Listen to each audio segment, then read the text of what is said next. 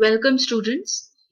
इस वीडियो में हम क्लास 10th एनसीईआरटी एक्सरसाइज 5.3 के सम सॉल्व करेंगे हिंदी मीडियम में। इस वीडियो में हम क्वेश्चन नंबर 15, 16 और 17 सॉल्व करेंगे। तो चलिए देखते हैं। 15th क्वेश्चन क्या कहता है, निर्माण कार्य से संबंधित किसी ठेके में एक निश्चित तिथि के बाद कार्य को विलंब से पूरा करने के लिए जुर्माना लगाने का प्रावधान इस प्रकार है। पहले दिन के लिए 200 रुपए, दूसरे दिन के लिए 250 रुपए, तीसरे दिन के लिए 300 रुपए इत्यादि। अर्थात प्रत्येक उत्तरोत्तर दिन का जुर्माना अपने से ठीक पहले दिन के जुर्माने से 50 रुपए अधिक है। एक ठेकेदार को जुर्माने के रूप में कितनी राशि अदा करनी पड़ेगी यदि वह इस कार्य में 30 दिन का विलंब कर देता है। तो इस सवाल में हमें एपी किस प्रकार की दी हुई है कि पहले दिन 200 रुपए है जुर्माना, तो 200 रुपए पहला पद हो गया, दूसरे दिन 250 तो दूसरा पद 250, फिर 300 और ऐसे 50 रुपए बढ़ता जाएगा हर पद। और कितने पद होंगे, हमने जो जुर्माना है वो कितने दिन का निकालना है, 30 दिन का, तो कितने पद होंगे 30।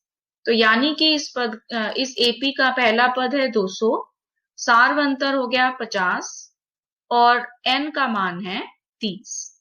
अब इसमें हमने 30 दिन के बाद जो कुल जुर्माना होगा वो निकालना है, यानी कि हमने 30 पदों का योग निकालना है S30।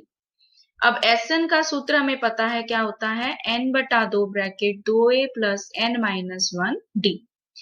तो यहां से S30 का मान आ गया, n का मान 30 रखने पर 30/2 ब्रैकेट 2 गुना a का मान 200 रखेंगे जमा n-1 यानी कि 30-1 गुना में d का मान 50 रखेंगे।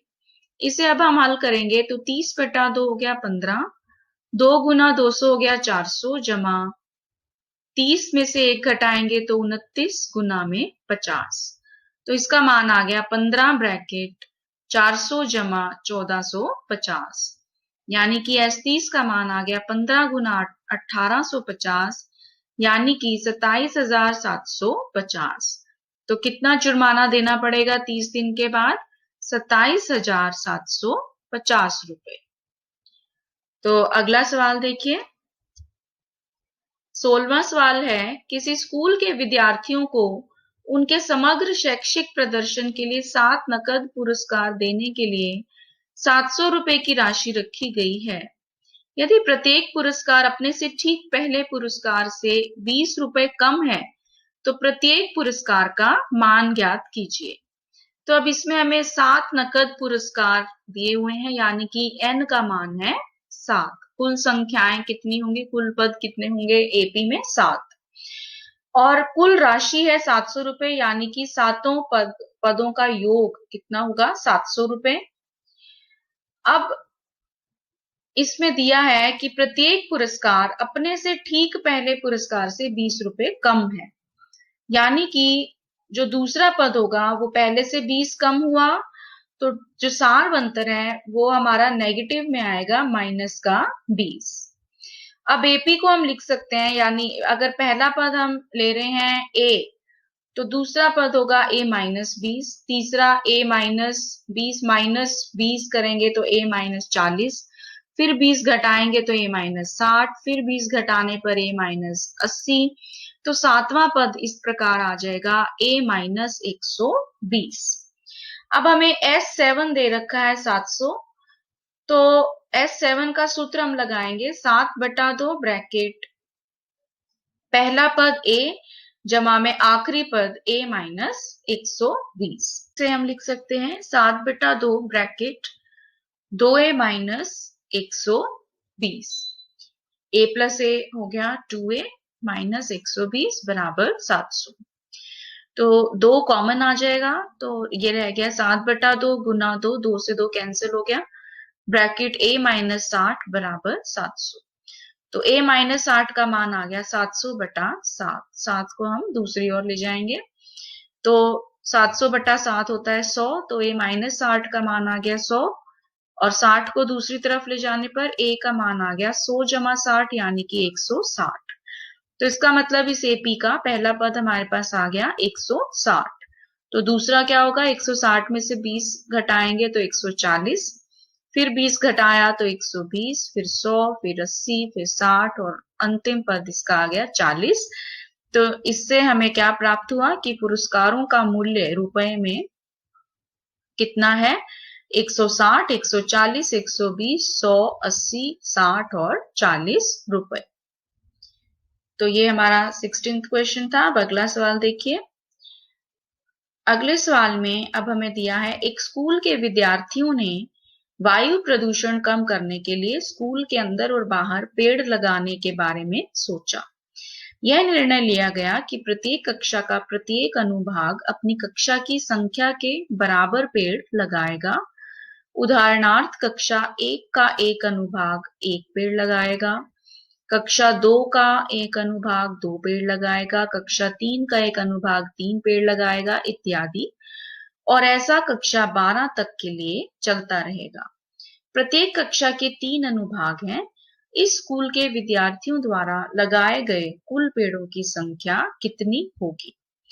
अब इसमें सबसे पहले हम देखते हैं कि AP किस तरह से बनेगा। जो कक्षा 1 है उसके कितने अनुभाग हैं, 3, और प्रत्येक अनुभाग कितने पेड़ लगाएगा, 1। तो पहला पद आ गया 1 गुना 3। इसी प्रकार दूसरी कक्षा का प्रत्येक अनुभाग 2 वृक्ष लगाएगा, 2 पेड़ लगाएगा और अनुभाग है 3, तो दूसरा पद आ गया 2 गुना 3। इसी प्रकार तीसरी कक्षा के लिए तीसरा पद आ गया 3 गुना 3, चौथी के लिए आ जाएगा 4 गुना 3, और इसी प्रकार चलेंगे तो आखिरी पद 12वीं कक्षा के लिए आ जाएगा 12 गुना में 3। तो यहां से AP हमारे पास आ गया 3, 2 को 3 से गुना करा 6, अगला 3 गुना 3 यानी कि 9, और आखिरी पद 12 गुना 3 यानी कि 36। तो यहां से पहला पद A का मान आ गया 3, N का मान 12 क्योंकि इसमें 12 पद हैं, और सारवंतर आ गया 6 माइनस 3, दूसरा पद माइनस पहला पद, तो 6 माइनस 3 बराबर में 3। अब हमें इसमें कुल पेड़ों की संख्या निकालनी है, यानी कि हमने इस AP के सभी पदों का योग निकालना है, जो कि होगा S12 के बराबर। और S12 का सूत्र क्या बनेगा, n/2 bracket 2a plus n-1d, यानी कि 2 गुना में 3 जमा n-1 हुआ 12 माइनस 1 गुना में d का मान है 3।